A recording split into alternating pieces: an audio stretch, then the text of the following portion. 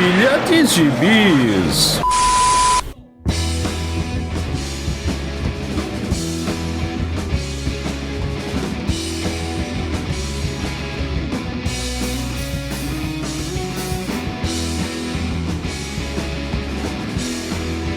E aí, jagunçada, bem-vindos a mais uma edição do Pilha de Bis, o seu podcast semanal do site Arte Final. Acesse lá www.artefinalhq.com.br para mais edições do Pilha de Bis, dos Sete Jagunços, do Omniverso e do A Pilha do Aranha. Nós estamos também em todas as redes sociais, é só procurar por @artefinalhq no Twitter, no Instagram e no YouTube. E nosso podcast está no Deezer, no Spotify, no iTunes, no Google Podcasts e no seu agregador de podcasts favorito. Procura lá que vai ter sempre um episódio fresquinho esperando por você. Eu sou o Marcos e aqui comigo hoje estão Maurício Dantas. Chorando por causa do dólar, como sempre.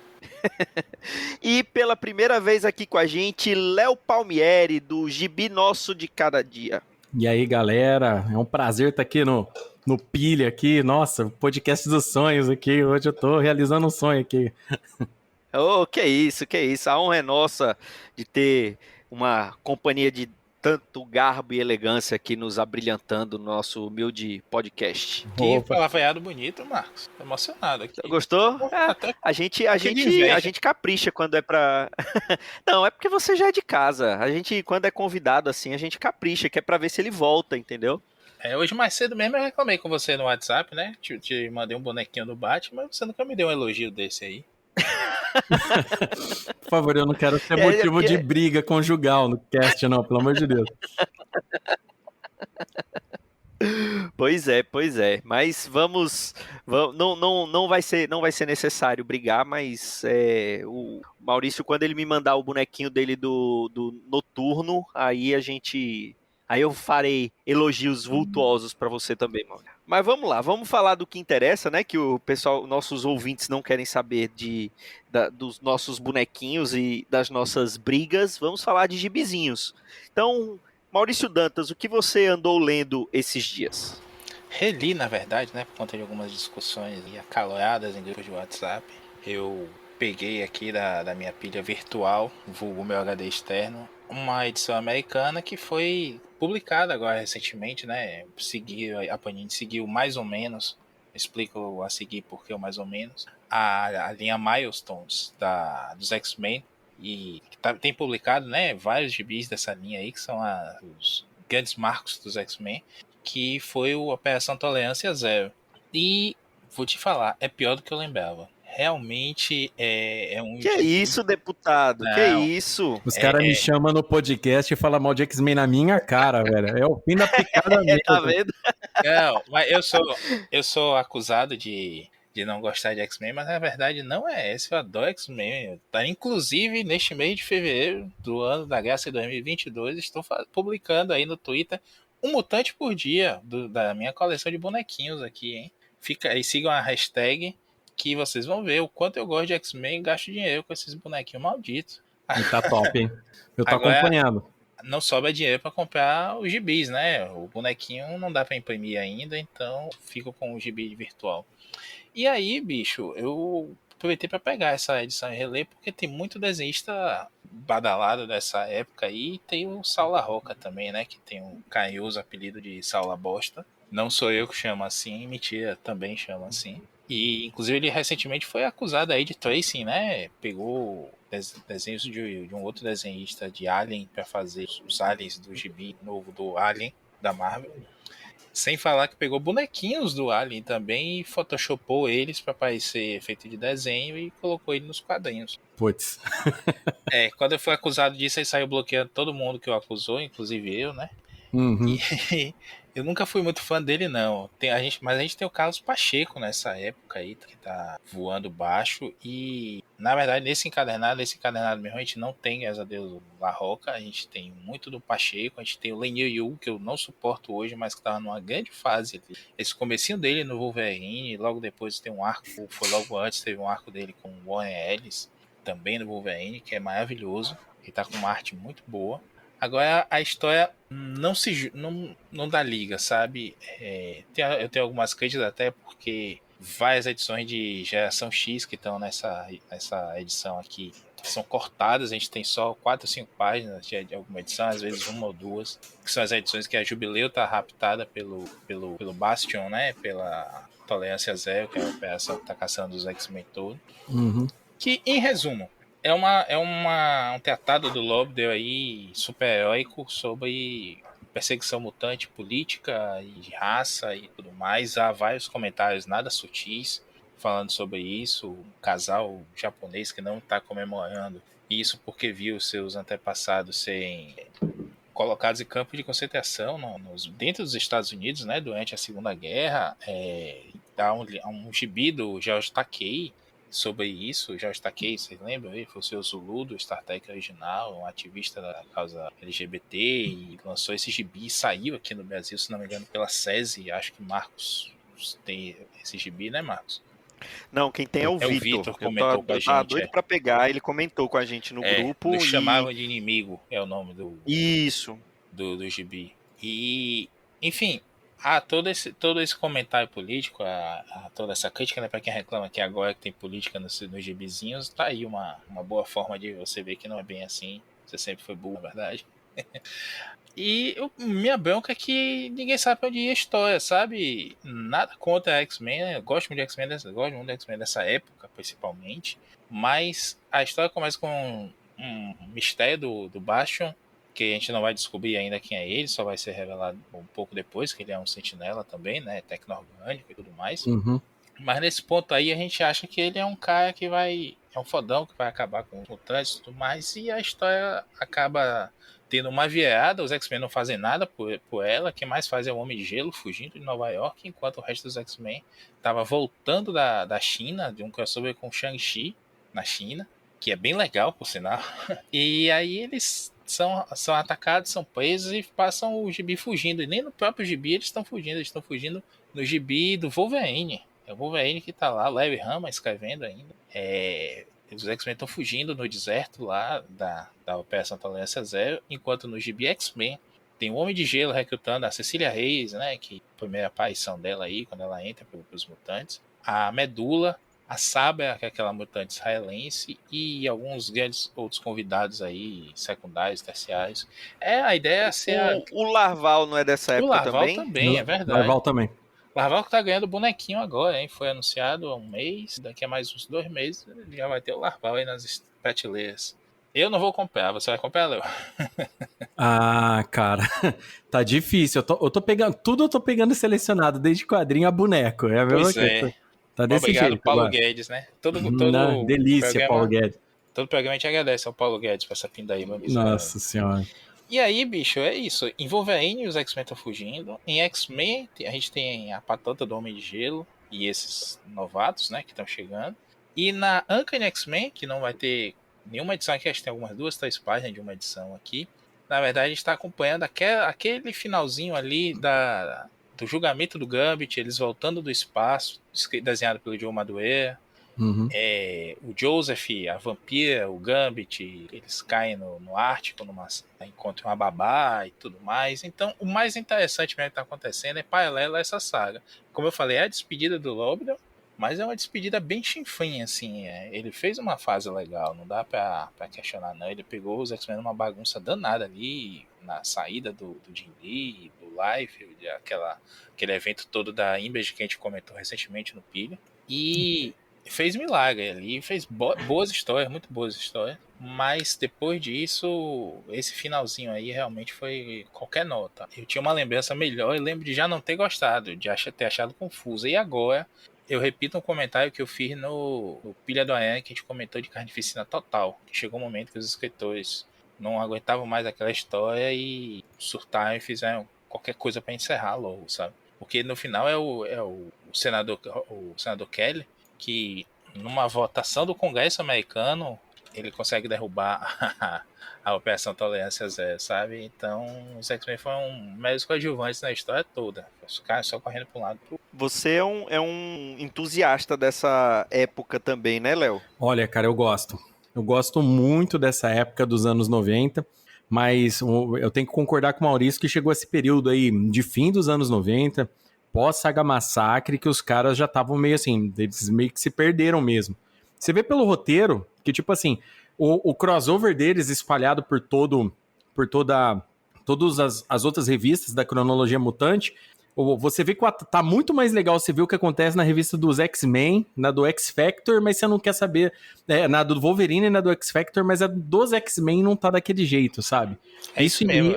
E, tipo assim, uma parada que você vai vendo, assim, que não falo, eu sou entusiasta porque me marcou demais e foi numa época que eu precisava ler quadrinhos, sabe? Sabe aquela parada? Eu precisava sumir do mundo e eu sumia do mundo lendo quadrinhos, então me marcou demais. Hoje, depois que a gente cresce... E outra coisa, né? É o que eu falo sempre. Eu, nessa época que eu li isso, eu era o público-alvo. Eu queria ver era isso, porradaria, Isso. splash page, Cara, se tivesse, tipo, muita linha pra ler, eu já tava até pulando. Tava igual aquele meme do Bart falando pro Alan Moore que só queria ver os caras se socar, sabe? Do Bart, assim, já tava Mas, assim, tipo, brincadeiras à parte, naquele período a gente era muito chamado, a gente era muito impressionado por esse tipo de coisa. O visual, o Wolverine pulando com os dentes pra fora em cima dos outros, era isso que a gente queria ver. Depois que a gente fica mais adulto, começa a ter outras leituras, a gente vira pai, sabe? A gente começa a ver que, tipo assim, aquele impulso da violência, né, já não é tão atrativo quanto antes. Já começa a ser aquela parada que você quer ver noção no que tá acontecendo no quadrinho.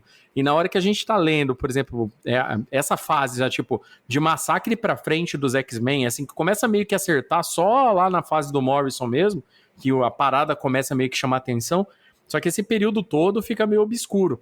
E eu acho que o Tolerância Zero é a hora que, tipo assim, que você fala assim, que você vê que os caras falam, ó, gente, pra gente já deu. Os anos 90 já deu, a gente tentou, tipo, sabe, os caras já tirou tudo que podia da pedra, agora vamos ver o que vai dar dali pra frente, até o Morrison ir lá e pegar lá em Novos X-Men, que aí é dessa hora que o negócio volta a subir de nível de novo. Mas repito, eu leio de novo, me sinto as mesmas sensações da época tal e tudo mais, mas não deixo de perceber essas incongruências igual o Maurício falou aí pra gente.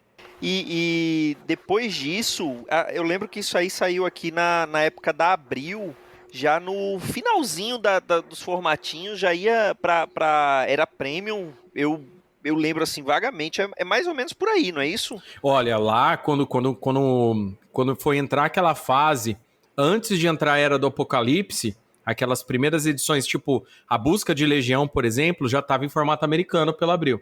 Eles já estavam... Não, não, é porque tinha aquela revista Fabulosos X-Men que era formato americano. Isso, As outras edições eram todas em formatinho. Que vinha X-Men, que vinha X-Force, né? Tudo era formatinho. Era formatinho. X-Men é aquela que teve um tempinho X-Factor e a do Wolverine era um formatinho ainda. Essas eram formatinho. Era a Fator X. Formatinho era Fator X. Marcos. Aí, e eu acho que depois disso foi que entrou os escritores que vinham da Vertigo, né? Era o Steven T. Seagal e qual era o outro? Joe Kelly. Era o Joe Kelly? Poxa, eles iam fazer, eles tiveram um run abortado, né? A gente acho que comentou isso há algum tempo em outro texto do Pilha. Tiveram um run abortado porque eles iam assumir exatamente depois da peça Tolerância Zero. Inclusive, meu primeiro gibi importado, um X-Men 72, que é aquela clássica do Wolverine dando uma surra na medula no porão da Mansão X. Ó, legal, hein? Eu adorava aquilo. Fiquei piado pelo teatro do Pachecão. E aí, eles chegaram a fazer, acho que pouco mais de um ano de história, e aí eles estavam com um direcionamento, não se sabe qual é, e a Marvel queria outro direcionamento, eles bateram um pé que não iam mudar, e aí foi sumariamente demitido, chamaram o Alan Davis, que assume, faz ali uma farofinha no meio, faz a saga dos 12, não, faz primeiro a Guerra Magnética, né? Com o Magneto, aparece aquela discípula do Magneto. E aí, Marcos, é o finzinho do formatinho mesmo. Nas últimas edições de Wolverine... Não, a saga dos 12 já foi em formato já foi na Premium. É isso. A Guerra do Magneto, Guerra Magnética, não lembro, é Magneto Wars em inglês, começa e termina no formatinho. E aí, quando vai começar a saga dos 12, tem um interstício ali, e aí a saga 12 já começa que o Wolverine morre, volta como o Cavaleiro do Apocalipse e tudo mais. Isso já é no formato americano, já na Premium. Sim. Que É verdade. preciso defender aqui, essa fase do Siegel e do Joe Kelly é muito divertida. Eu tô relendo, eu fiz os encadernados digitais aqui com essas fases e tô relendo e tô gostando muito. A gente tem o Chris Bacala em ótima fase, né, em Uncanny, e na X-Men a gente tem o Pacheco. Ele faz quase todas as edições com o Joe Kelly e é muito divertido. Ele consegue pegar aquela coisa do desenvolvimento interpessoal que o Lobdell é bom e fazer boas sagas assim, sem pensar em mega sagas, mas em arcos decentes e sempre com aquele plot que vai prolongando aos poucos e lá na frente vai resolvendo. Foi uma pena mesmo terem cortado. Eu gosto, sou um dos poucos seres humanos que gosta da saga dos 12. A maioria dos fãs dos X-Men odeia, né, a saga 12, mas eu gosto. Mas eu acho que se a gente tivesse uma fase mais prolongada aí desses dois, temos uma fase muito mais marcante do que foi Guerra do Magneto e Saga dos 12. Léo, você gosta de Saga dos 12? Eu gosto. Olha aí, mais um. Olha aí. Que raio. É que eu... Eu estou em um podcast que eu sou minoria de quem não gosta da Saga dos 12. Isso deve ser algum tipo de recorde. Mas, vamos ser justos. Naquele período lá, cara, a gente tava vivendo... Era X-Men pra todo lado, gente. Era muito difícil. Você ia na academia puxar um ferro, você já via aquela foto do Wolverine na tela. Os caras colocavam na parede. Já tava filme dos X-Men. Cara, nessa época aí, cara, todo esse período aí, fim dos anos 90, começo dos anos 2000 aí, cara, a gente tava, passava o desenho na Globo de manhã, cara, a gente tava vivendo X-Men. Jogava no Super Nintendo, sabe, no PlayStation, sabe? Tudo que tinha de X-Men a gente tava consumindo. Então, cara, era um pouco até meio difícil. A gente que era meio fora do mundo, né, que lia muito quadrinho, o quadrinho era barato também. Então era difícil a gente não estar incluso nessa febre dos X-Men, né? Agora, quanto à leitura, assim, beleza, a saga tem umas barrigas, ela tem umas paradas no arco que às vezes pode, assim, pro leitor mais atento ficar bem assim, tá, beleza, sabe? Mas eu gosto também. Eu sou um leitor de gibi, o Marquinhos, que assim, é muito difícil que eu não gosto. Esse que é o problema. Eu sou muito apaixonado por qualquer parada que eu tô lendo. Tá explicado. Mas tem, obviamente, né? Tem coisa que eu leio e eu falo, putz, cara, gastei dinheiro à toa, né? Aí você... Mas, né, aquela coisa. Bom, então fala aí já que você é apaixonado pelas coisas que você lê, então fala aí um pouquinho do que você andou lendo esses dias. Então vamos lá, eu tenho feito muita releitura, né? Como eu já tinha comentado em off com vocês. Porém, teve um quadrinho que eu li recentemente, eu tava muito afim de ler esse quadrinho, por causa da temática dele e tal, e eu fui surpreendido totalmente, né? E esse quadrinho é Pulp, né? Do nosso querido Ed Brubaker e do Sean Phillips. A Mino que trouxe esse quadrinho bacanudo aqui. E, cara, o que falar de um quadrinho onde que você começa num contexto de faroeste e você vai parar nas portas da Segunda Guerra Mundial, né? É um quadrinho muito legal, tá? A gente acompanhou o Max nessa história. O Max, ele é um quadrinista, né? Lá na época das revistas Pulp, lá, um pouco depois ali do período de Grande Depressão Americana.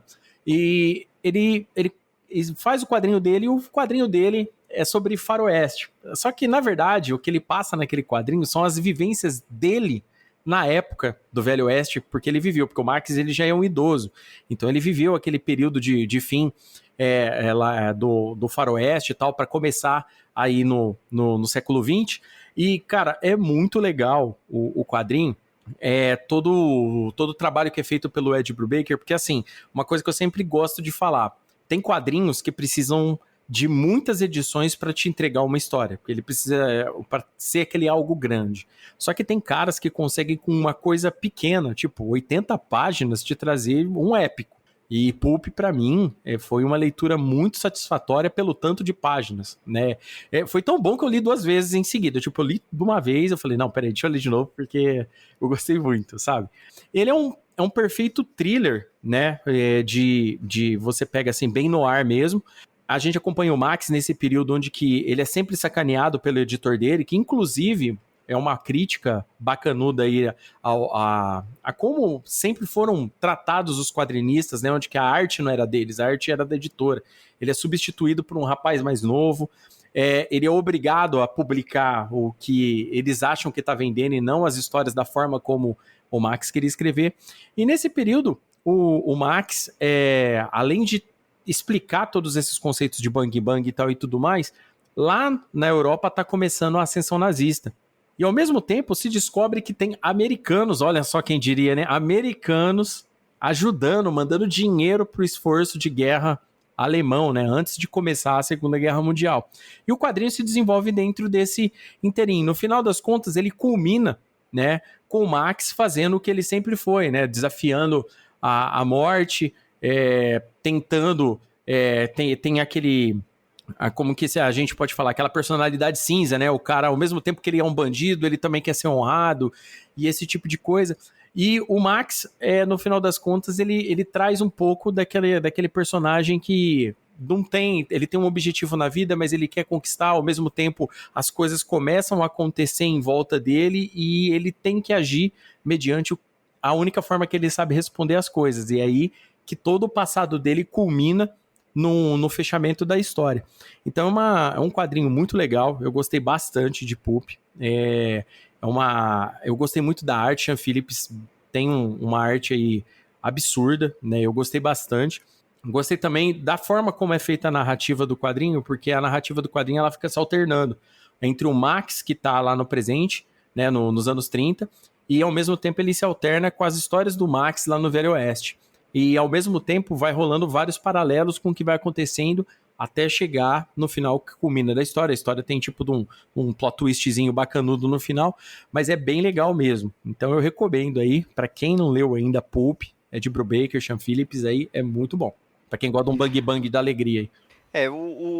Essa dupla, o Brubaker com o Sean Phillips, eu acho que talvez seja a dupla mais proeminente dos quadrinhos, assim, dos últimos, sei lá, 15, 20 anos, talvez, porque eles são bem, assim, tem muito trabalho junto, né? Parece que certeza o Sean Phillips é o parceiro preferido do Brubaker, né? A gente falou muito dos trabalhos dele num Sete Jagunços, que vai estar linkado aí no post, o Sete Jagunços antigo, do Kill or Be Killed, que pra mim é excelente, né? A Mino também tá lançando, né?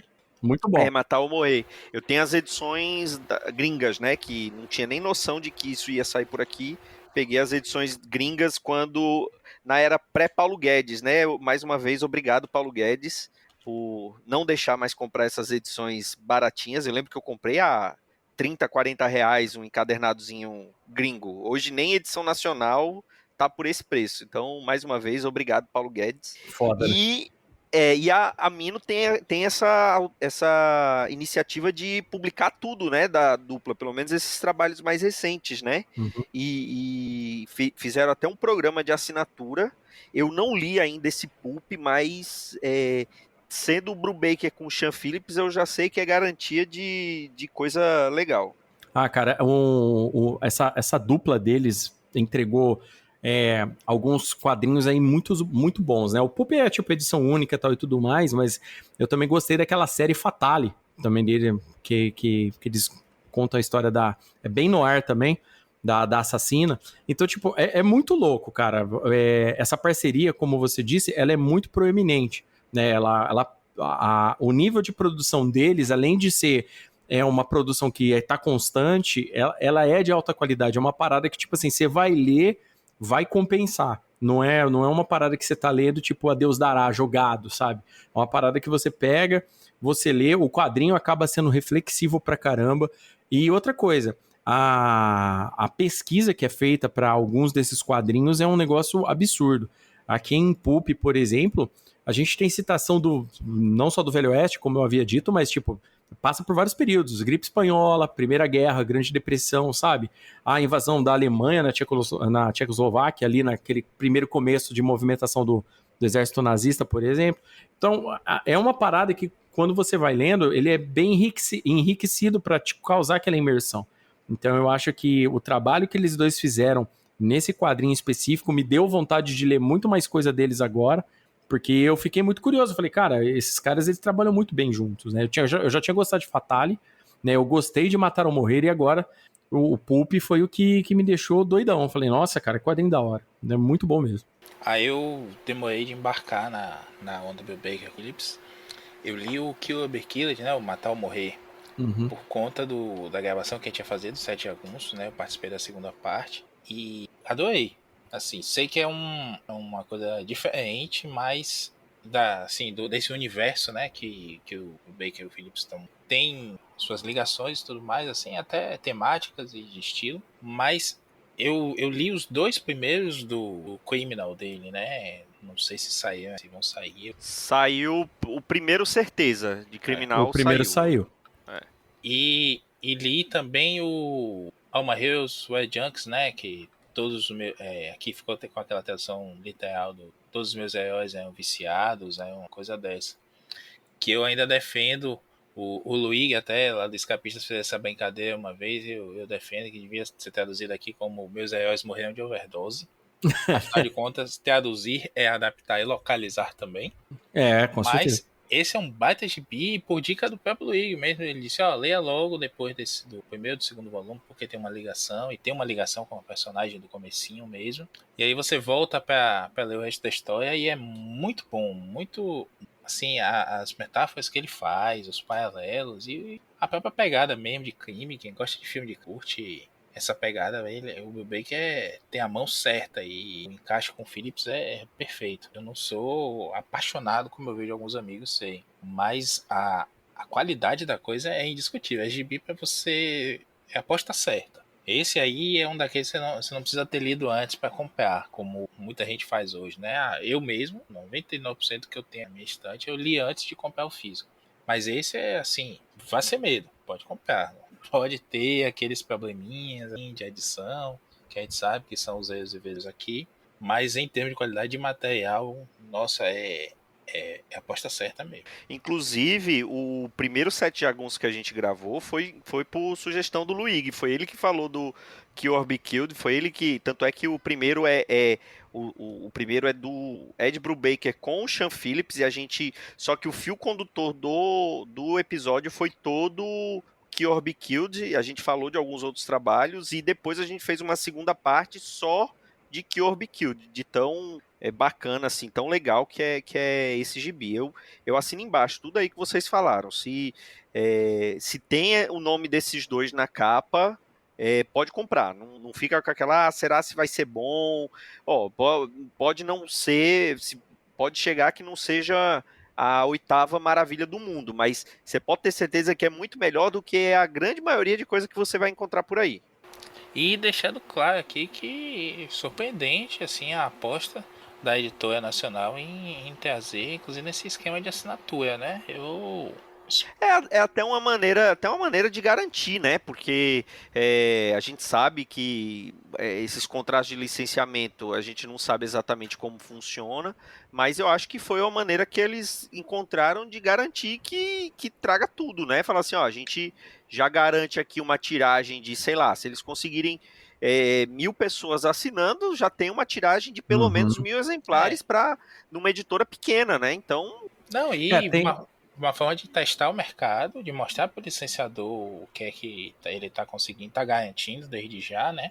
E não deixa de ser uma busca de alternativa também, né? Ou você hoje é grande, estourado, ou vai viver de hype, de link da Amazon e tudo mais, ou da própria Amazon, né? Como tem editoras que incubadas pela Amazon e aí se ganhando, né? Desse esquema. E não tô criticando, não. Tô apenas apontando que é uma forma de viver. E o financiamento coletivo, né? O famoso Catarse, tem também os seus poréns. A editora com isso está tentando colocar tudo dentro de casa, né? Cortar um intermediário aí e transformar um apoio.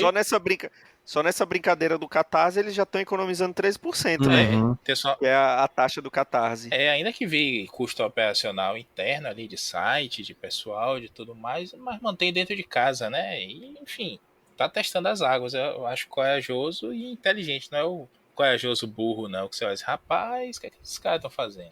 Um detalhe também que é bom a gente citar desses quadrinhos do Sean Phillips com o Brubaker que eles são temáticos. Então, tipo assim, você dá uma olhada, você vê se o contexto ali, né? Se a temática meio chama atenção, né? Eu, por ser muito fã de Bang Bang, né? Bati o olho em Pulp, dei uma olhada na sinopse, curti pra caramba. Falei, não, cara, vou ler.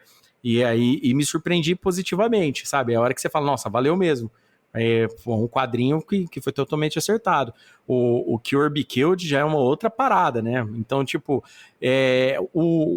tem a temática também, tem aquele detalhe de você se interessar pela temática do que você quer ler, né?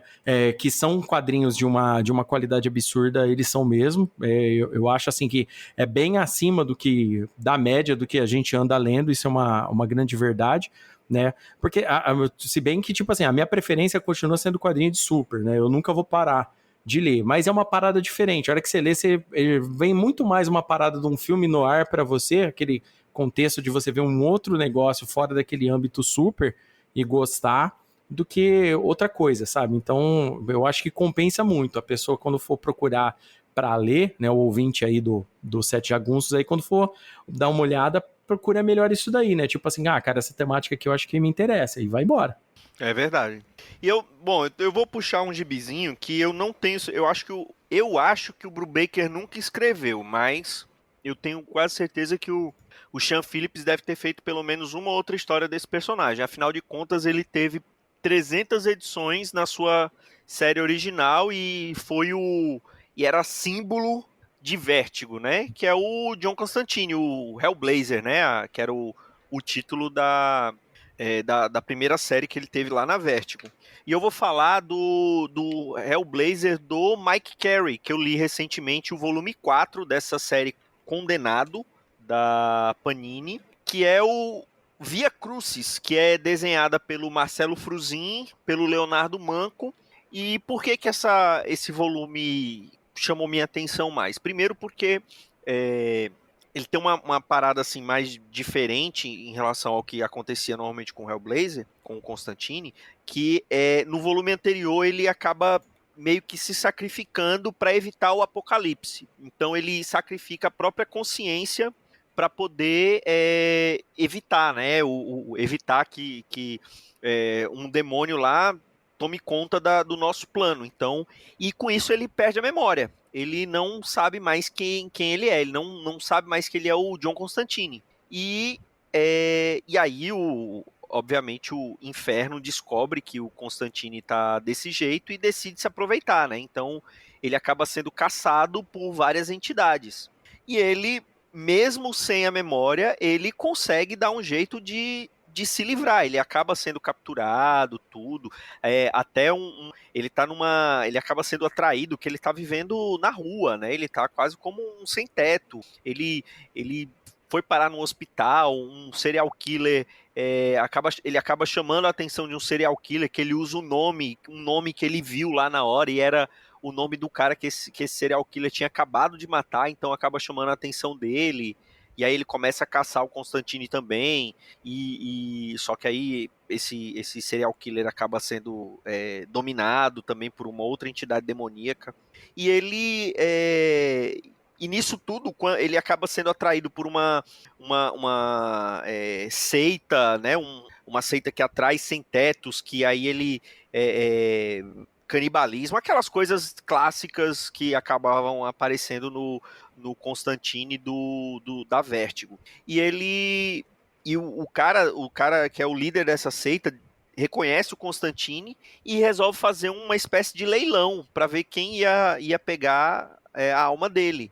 E aí o primeiro dos caídos acaba aparecendo nesse leilão e ele, não, eu vou te dar como oferenda, tal. Só que o Constantine tá sem memória e o primeiro dos caídos acha que ele tá sendo enganado, né?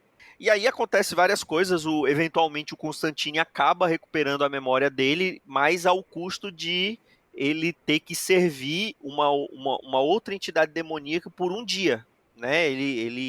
Um dia da vida dele ele vai servir vai fazer tudo que essa entidade quiser durante 24 Office horas. Boy do capeta. Quase isso. E culmina justamente na edição 200 da revista Hellblazer. E aí vem alguns desenhistas clássicos, né? O Steve Dillon desenha algumas páginas, né? O Leonardo Manco, o Marcelo Fruzin era o desenhista regular da revista do Hellblazer nessa época, que, por sinal, é um excelente desenhista que tá bem sumido, né? Ele fez algumas coisas ali naquela época e depois eu nunca mais vi trabalho nenhum dele. E aqui tem muita gente que não gosta dessa fase final das histórias do Constantine, mas eu acho a fase do Mike Carey até bem consistente. Não é a melhor coisa que já foi escrita para o Constantine, mas tá longe de ser a pior também, né? Vocês lembram de alguma coisa? Vocês chegaram a ler alguma coisa desse Constantine do Mike Carey? Isso aí já quando a Panini lançava, já tinha sido publicado na época que a Panini lançou a mensal, né? Tava publicando a mensal da Vertigo aqui no Brasil. Foi quando eu li. Eu li alguma coisa aí dessa fase, justamente. O pessoal não gosta, e aí eu não faço tanto cor, mas também não sou profundo conhecedor. Da fase do Azaelo, né? Eu lembro de ler, inclusive, ter 2 encadernadinhos aqui da época, que é aquele... não vou lembrar o nome agora. Congelado, isso mesmo. Congelado. Uhum. E o segundo, né, que é a continuação dele. Eu gosto dessas histórias, eu gosto da arte, eu acho que já tinha o Fiozinho nessa época. E o Fiozinho é ótimo. Ele, se não me engano, fez aquele Velho Oeste que a Panini também publicou, né, o Loveless. Tem alguma coisa dele ali. Se não é o Loveless, é um outro. Não, acho que também é outro. O Loveless é o... não sei o que, Deldera, alguma coisa assim. Que é do Azarello também. Isso, então eu tô confundindo por conta do Azarello. É o Werther Deledera. Eu acho que o Fiozinho fez algum outro aí, então... Acho não, tenho certeza, não me recordo o nome agora. Mas ele fez sim esse outro, e eu gostava muito da arte dele, peguei para ler esses encadernadinhos, que na época eram acessíveis, né, e a gente podia experimentar um gibi novo, e eu gostei, eu gosto dessa fase do Carey. Tem algumas coisas que eu me recordo um pouco assim, eu lembro de um arco que tinha um cara que era meio sodomita, tem uma história com a sobrinha dele também, né. Sim, a Gemma, né. Tem uma história no Vaticano, se não me engano, que tem que invadir lá com o cara. Então, assim, essa fase é bem divertida. Não é, concordo que é a melhor coisa, né? É divertido de dar risada e fechar o gibi dizendo, nossa, esse Constantine é uma graça. Não é isso, não. É divertido de você ler e curtir mesmo. O espírito do personagem tá ali. Eu acho que o Fiozinho tem muito disso aí. Acho que o Camuncoli também, né? Que assume o desenho um pouco depois. O Camuncoli surgiu aqui, não foi assim pro grande público, né? E aí depois ele foi desenhar Homem-Aranha, né? Nada a ver, praticamente. Mas ele é muito bom nos dois. Gosto muito dele nos dois. E infelizmente demorou tanto para ser publicado aqui que eu perdi o interesse. Mas houve um tempo que eu tive quase todos os encadernados contra Constantine, que a Panini tá terminando de lançar agora, né? Naquele formato antigo e no novo. Uhum. Pois é uma coisa que eu fico impressionado. Para quem não lembra, o editor da Vertigo da Panini no Brasil chegou a dizer que, antes da Panini assumir, dizer que Vertigo não vendia, né? E a gente tá vendo a Panini publicar Hellblazer completo, 350 edições. São 300 ou 350? Vamos falar sério, vai. Quem ajeita indicador pra esses caras da Panini tá pegando errado faz tempo, meu querido. É que nem eu falo. Tem leitura pra todo mundo, sabe? É uma coisa que eu falo pra todo mundo que vai ler. Cara, tem leitura pra todo mundo. O cara pode falar isso, pode falar aquilo. Cara, eu conheço muita gente que é fã demais de Hellblazer. E como é que o cara chega e fala não vende? Como não vende, cara? Lógico que vende. Depois, quando saiu o filme, a galera tava toda atrás para conhecer mais Hellblazer, entendeu? Quando começou a ter a série de TV recentemente, que a CW tentou ressuscitar o cara na série de TV lá, tá? A galera vai atrás e vai, meu. E tipo assim, e como eu disse, como eu sempre digo, existem quadrinhos, como, por exemplo, essa fase de fim aí, desse período aí com o Mike Carey, eu gosto muito dessa fase do Constantine também. É uma fase assim, era uma época que eu já tava lendo esse obscuro, sabe? Tava chamando mais minha atenção também, né? Não só mais a porradinha, mas eu tava lendo bastante coisa desse tipo. O selo Vertigo, ele traz muito mais leituras contemplativas com obscuro, esse tipo de coisa. eu lembro dessa fase que tem aquela parada do leilão dele, né? Que os capeta tenta leiloar ele lá, do cara da seita. Isso. E tem também o negócio lá que ele vai parar, né?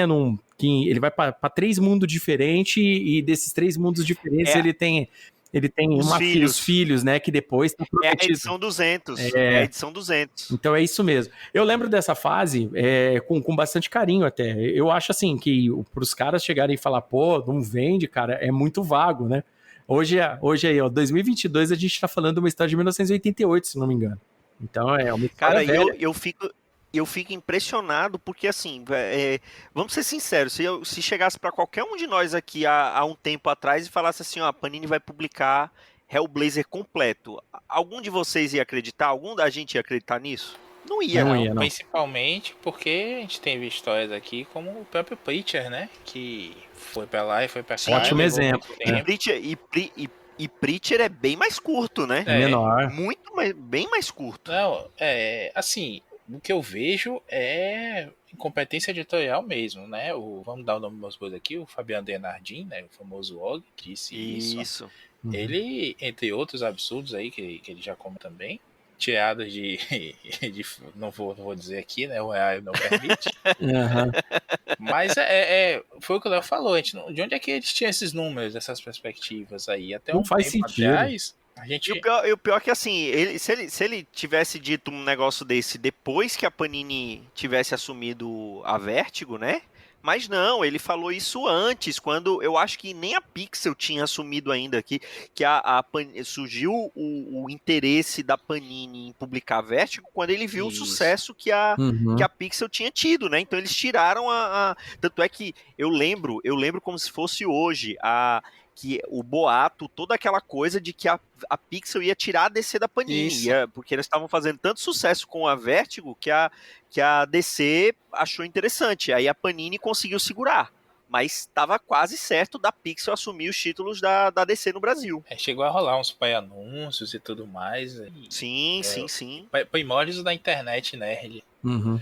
E assim, o que eu falo da burrice editorial vamos fazer aqui uma justiça. A gente sabe que a Panini caprichou mesmo nessa época aí de comecinho da Vertigo, tinha um hot site, tinha um guia de leitura do Constantine, e caiu tudo isso no esquecimento, né? Houve um momento em que o estagiário que alimentava as redes sociais e os hot sites dele foi embora, levou as senhas todas e aí parou. Acabou o Twitter, acabou aquele direto da redação, que é um newsletter que a gente recebia no e-mail, que é semanal, depois veio quinzenal, depois mensal, depois uma vez na vida. Que é muito legal aquilo. Eu tava limpando meu Gmail. Sim. Tava limpando meu Gmail outro dia aqui. E aí lembrei dessa história e joguei direto da redação na busca. E achei uma porrada de coisa antiga, com muita informação, com link para hot site e tudo mais. Aquela foi uma época muito boa da Panini em interesse editorial. Desde então, a gente só vê interesse em vender, empurrar em você e fazer você dizer assim, mas se a gente não comprar, eles param de publicar e aí vai ser pior, sabe? Uma síndrome de Estocolmo aí. O que eu vejo é que a Panini não soube, em determinado momento, também vender essas coisas. Pô, lança o Sandman em formato mais acessível, o que levou agora tanto tempo para lançar, né? E ainda assim... Aí quando chega no 8º encadernado, não, é inacessível, triplica o preço do... Fala sério, meu. Agora, tipo assim, os caras querem que a gente acredita que isso é normal, que tá tudo bem. Não tá tudo bem. Você lança um Sandman, lança um Hellblazer de carro-chefe, aí daqui a bota o selão lá da Vertigo, né? Não existe mais, mas isso é coisa de pouco tempo pra cá, né? Uhum. Aí daqui a pouco lança um Monstro do Pântano também, a galera vai curtindo, e torna o selo símbolo de qualidade, né? Torna o selo indicativo do opa, isso aqui é bom.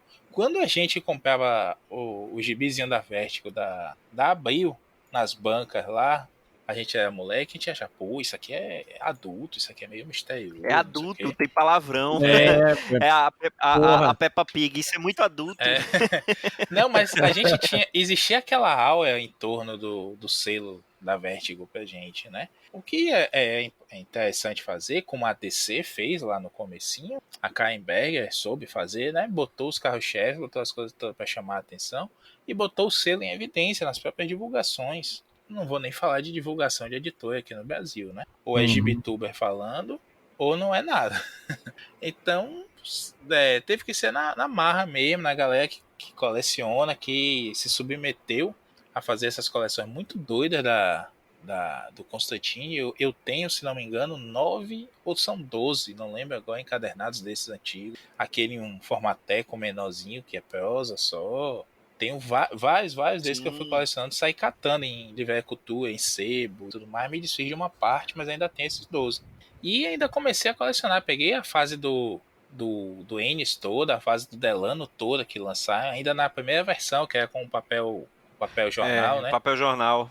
Que eu prefiro, eu acho que tem casa muito É mais com a o arte. que a gente também tem. A gente também tem Sete Jaguns falando do Origins, né? Depois veio o Infernal, que é do Ennis.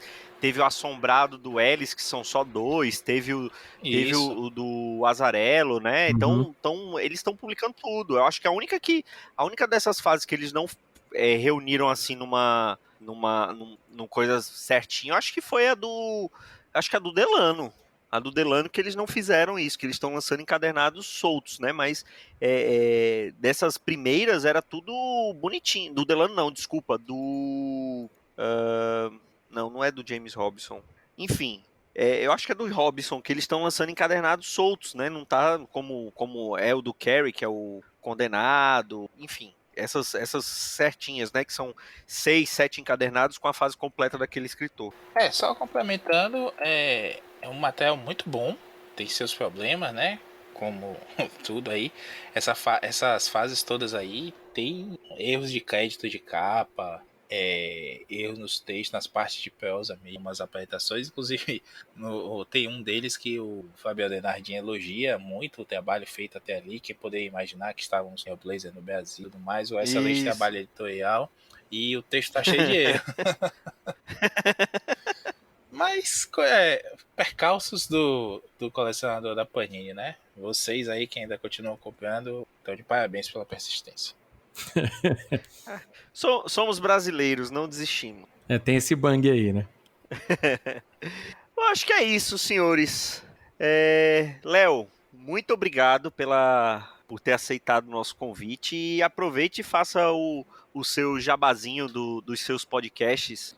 Bom, primeiramente, muito obrigado. É uma honra estar aqui mais uma vez com um podcast que eu ouço sempre que tá saindo, eu tô compartilhando e ouvindo, porque eu gosto muito, né, eu sou um cara que vive do podcast underground, a grande verdade é essa.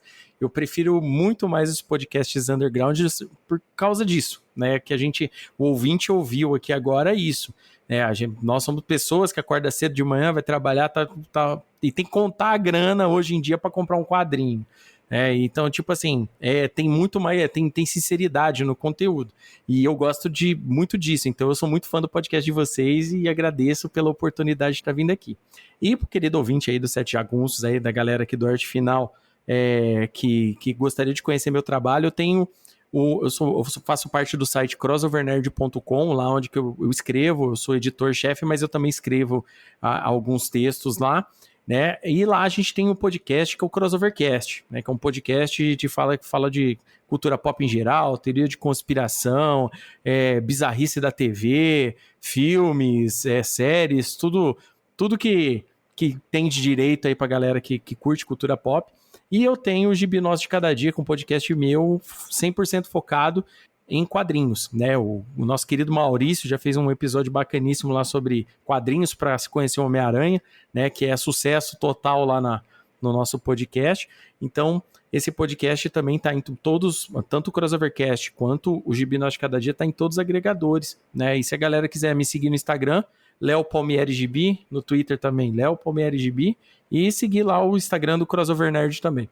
Maravilha, todos esses links estarão aí no post, então segue lá o Léo, é muito bacana os podcasts dele, e é o que ele falou, ele também gosta muito, então ele fala também de coisa, principalmente de coisa mais antiga, que é o que a gente gosta de falar aqui também, apesar de falar de coisa que saiu há pouco tempo também, mas ele também é um entusiasta dessa mesma fase e das mesmas histórias que a gente gosta aqui. Então, segue lá ele, escuta o podcast que é bem legal. Maurício Dantas, você tem jabá também ou não? Eu queria, mas Só se eu fizer, né? Minha esposa viajou e aí um jabazinho ia bem, mas. Ai, meu Deus. Vou procurar a receita na internet, no tudogostoso.com.br. Tem a foto do nosso amigo Marlon lá, O jabá. Sem camisa, óbvio. sem camisa. É. Mas valeu, bem-vindo, Léo. Apareça mais vezes. Valeu. Foi muito massa mesmo lá o podcast que a gente gravou sobre o Gibis do Aranha. E vamos manter essa parceria aí. Por Opa, favor, com certeza. não sumam, amigos. Não, tamo junto. Agora que ele já sabe o caminho, tá fácil de voltar. Opa, com certeza. Logo o Marquito aparece lá também. E olha aí. Vamos espalhar a palavra. Opa. Bom, e é isso, pessoal. Até a próxima semana com mais um Pilha de Bis. Um grande abraço e tchau.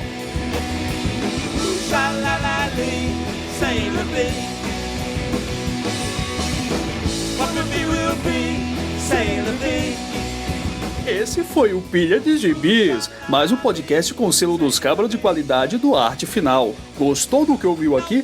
Compartilhe e acesse o site, tem muito mais conteúdo de qualidade esperando por você. Vai comprar seus gibis na Amazon? Compra acessando os nossos links. Você vai ajudar a manter esse trabalho. www.artefinalhq.com.br